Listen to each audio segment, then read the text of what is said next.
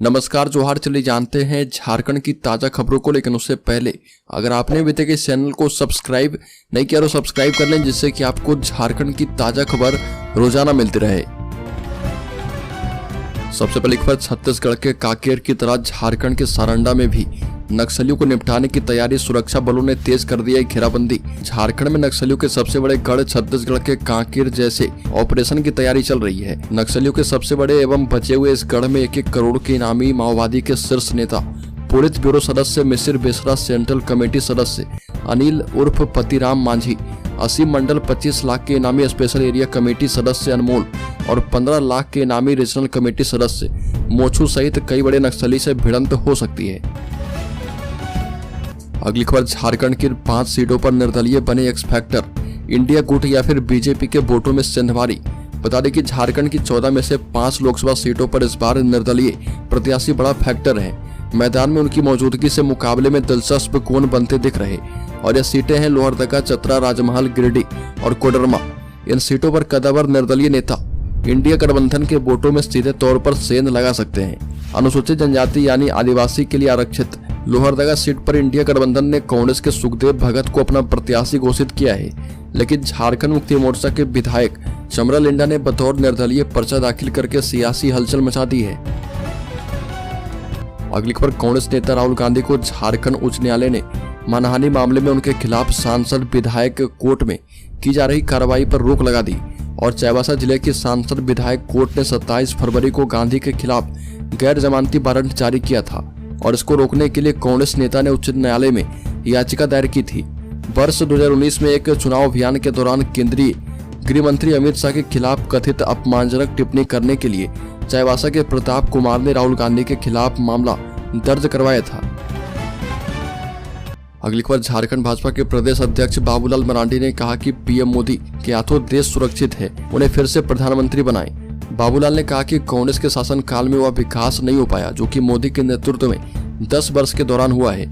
अगली खबर, अंतिम दिन लोहरदगा लोकसभा सीट से कांग्रेस के सुखदेव भगत समेत 7 ने किया नामांकन। लोहरदगा संसदीय सीट के लिए कांग्रेस के सुखदेव भगत सहित 7 उम्मीदवारों ने नामांकन दाखिल किया। अंतिम दिन नामांकन करने वालों में इंडिया गठबंधन के प्रत्याशी सुखदेव भगत के अलावा बसपा के गिरिजानंद उरांव, बहुजन मुक्ति पार्टी के ललित उरांव, आजाद समाज पार्टी के अर्जुन टोप्पो, निर्दलीय अर्पण देव भगत, निर्दलीय रंजीत भगत एवं निर्दलीय एथवा उरांव शामिल है। अगली खबर, झारखंड में घर आजा परदेसी तेरा वोट बुलाए रे। इसी तर्ज पर चुनाव आयोग ने झारखंड के प्रवासी मजदूरों से फोन पर संपर्क करके उन्हें मतदान के लिए प्रेरित करने का फैसला किया है और इसको लेकर चुनाव आयोग कार्यालय में श्रम विभाग के अफसरों के साथ बैठक की गई। झारखंड के मुख्य निर्वाचन अधिकारी के रवि कुमार ने प्रवासी मजदूरों का डेटा आयोग को उपलब्ध करवाने का निर्देश दिया और श्रम विभाग की ओर से बैठक में बताया गया कि उनके पास 1,70,000 प्रवासी मजदूरों का डेटा है, जिसमें उनके मोबाइल नंबर भी हैं। अगली खबर, झारखंड हाईकोर्ट ने दुमका के हंसडीहा में स्पेनिश बोलने वाली महिला टूरिस्ट से हुई गैंगरेप की घटना और सेवानिवृत्त जज की जमीन पर जबरन कब्जा करने के मामले में स्वतः संज्ञान से दर्ज जनहित याचिका पर सुनवाई की।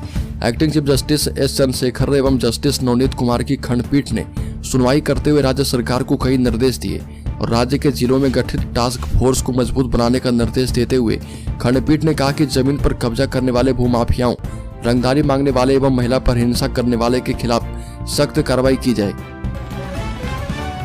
बड़ी खबर, राज्य में 1500 किसानों को प्रशिक्षित करके सरसों फसल के क्षेत्रफल में की जाएगी वृद्धि। बता दें कि कृषि विज्ञान केंद्र के सभागार में सरसों अनुसंधान निदेशालय राजस्थान के द्वारा झारखंड में सरसों फसल के क्षेत्रफल में वृद्धि परियोजना के संबंध में बैठक की गई और मुख्य अतिथि के रूप में भारतीय कृषि अनुसंधान परिषद पटना के निदेशक डॉक्टर अंजनी कुमार सिंह शामिल हुए और परियोजना के विगत 6 वर्षों की सफलता की प्रशंसा करते हुए बताया कि सभी 15 कृषि विज्ञान केंद्र के माध्यम से कुल 1500 किसानों को प्रशिक्षित करके इसमें शामिल किया जाएगा। अगली खबर, हाईकोर्ट के आदेश के बाद झारखंड में असिस्टेंट टाउन प्लानरों की नियुक्ति का रास्ता साफ। करीब 4 वर्षों से लटकी असिस्टेंट टाउन प्लानरों की नियुक्ति का रास्ता साफ हो गया है। दरअसल झारखंड लोक सेवा आयोग द्वारा नगर एवं आवास विभाग के लिए वर्ष 2020 में शुरू की गई सहायक नगर नियोजकों की नियुक्ति प्रक्रिया हाईकोर्ट में लंबित मामलों के कारण अधर में लटकी थी और सितंबर 2023 में रांची उच्च न्यायालय ने जेपीएससी को निर्देशित किया था कि अंततः पूरी नहीं करने वाले उम्मीदवारों को हटाते हुए 2 महीने के अंदर नई मेधा सूची बनाई जाए।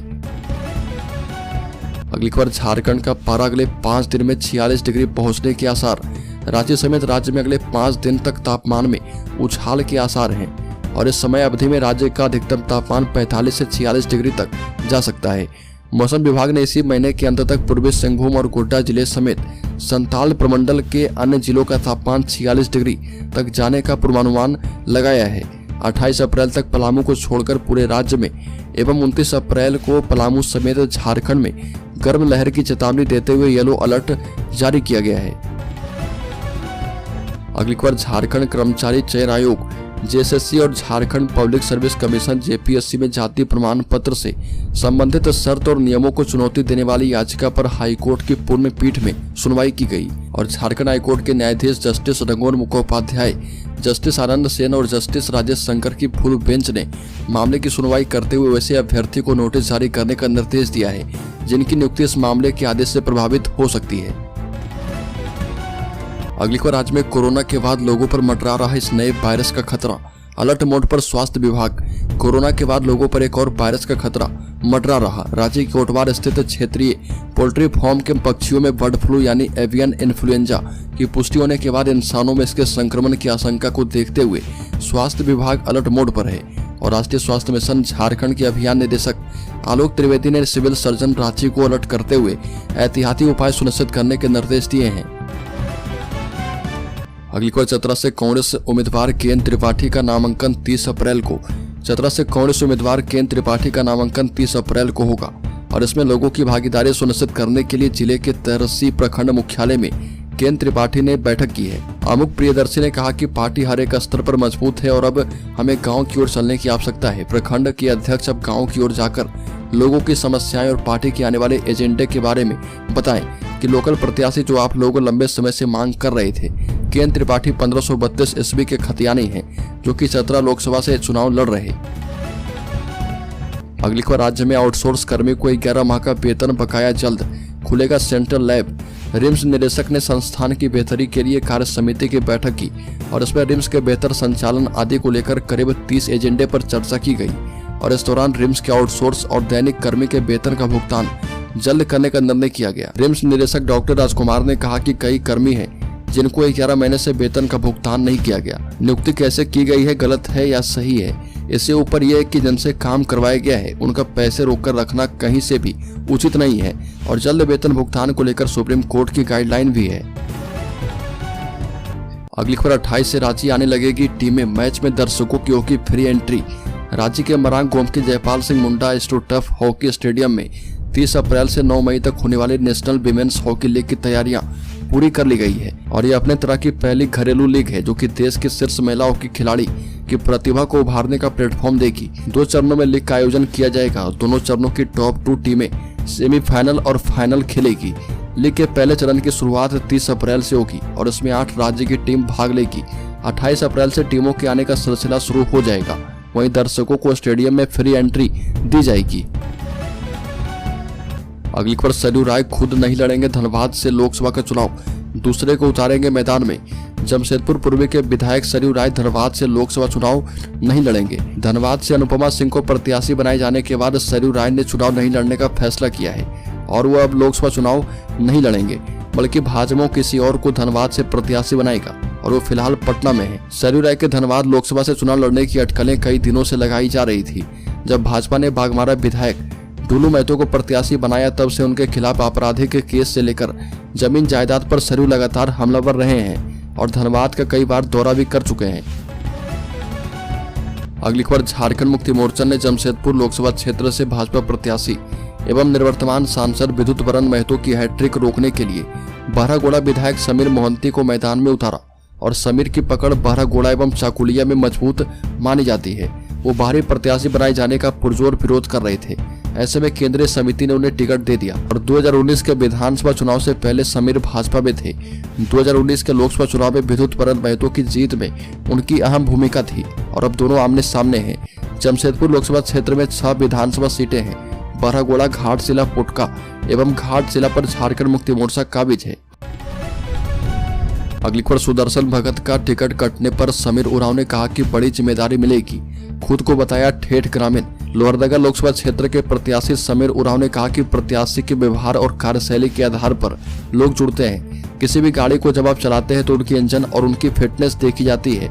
इसमें पहिया भी होता है और इस गाड़ी को चलाने के लिए पहिया सहयोगी है। मोदी इंजन के रूप में इस वाहन को लेकर जा रहे हैं और इंजन सही है तो गाड़ी सही चलती है। अगली खबर, मुख्यमंत्री ने कहा कि 10 सालों से पूंजीपति को लाभ पहुंचा रहे मोदी। इंडी गठबंधन के कांग्रेस प्रत्याशी सुखदेव भगत ने लोहरदगा सीट के लिए पर्चा दाखिल किया है और मौके पर गठबंधन के सभी बड़े नेता मौजूद थे।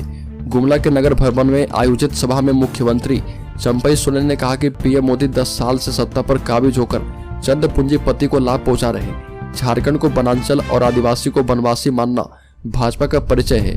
अब चुनाव आ चुका है तो भाजपा आदिवासी हित की बात कह रही है। सरना कोड सरकार ने पास कर केंद्र को भेजा, लेकिन राजभवन ने उसे रख लिया। अब तक कोई निर्णय नहीं किया गया है। यह भी कहा कि सिर्फ जुमलेबाजी और जनता को दिग्भ्रमित करने की राजनीति भाजपा करती है। अब उन्हें सत्ता से हटाने का समय आ चुका है। अगली खबर, राज्य के बोकारो जिले में अबुआ आवास के 6528 लाभुकों को मिली पहली किस्त। 5227 ने पूरा नहीं किया काम, दूसरी किस्त नहीं मिलेगी। अबुआ आवास योजना के तहत जिले के 6528 लाभुकों को पहली किस्त देने के बाद भी अभी तक 5227 लाभुकों ने प्लिंथ लेवल तक काम पूरा नहीं किया है। इनमें से मात्र 1301 लाभुकों ने प्लिंथ लेवल तक काम कर जियो टैग करवाया है। राज्य सरकार ने बोकारो के लिए 8608 योग्य लोगों को अबुआ आवास का टारगेट दिया था और इनमें से 8222 योग्य लाभुकों के खाते में पहली किस्त की राशि भेजी गई, लेकिन तकनीकी गड़बड़ी के कारण करीब 1694 लाभुकों के खाते में राशि नहीं पहुंची। इनके बैंक खाते के साथ आधार लिंक नहीं होना, खाते का केवाईसी नहीं होने के साथ उनके खाते में राशि नहीं गई। बाकी 6528 लाभुकों के खाते में 30-30 हजार रुपए पहुंच गए हैं। अगली खबर, फंड की कमी होने से हाई स्कूल शिक्षकों को समय पर नहीं मिल रहा वेतन। फंड की कमी और आवंटन नहीं होने के कारण हाई स्कूल के शिक्षकों को समय पर वेतन भुगतान नहीं हो पा रहा। इससे सीधे तौर पर 17,000 हाई स्कूल के शिक्षक प्रभावित हैं। और इतना ही नहीं, बकाया भुगतान मामले में प्राथमिक स्कूल और हाई स्कूल में अलग अलग नीति अपनाई जा रही है। इससे हाई स्कूल शिक्षकों में नाराजगी और आक्रोश है। अगली खबर, झारखंड के शेयर होल्डर्स इन्वेस्टर्स के लिए बड़ी खबर। बता दें कि टेक महिंद्रा के शेयर में 12% से भी ज्यादा की तेजी है। सेंसेक्स में 120 अंक की बढ़त। बता दें कि टेक महिंद्रा के शेयर में 12% से ज्यादा की तेजी देखने को मिल रही है और कंपनी का शेयर 12.5% की तेजी के साथ 1339 के स्तर पर कारोबार कर रहा था। दरअसल टेक महिंद्रा ने बीते दिन 25 अप्रैल को Q4 FY24 यानी फाइनेंशियल ईयर 2024 की चौथी तिमाही के नतीजे जारी किए थे।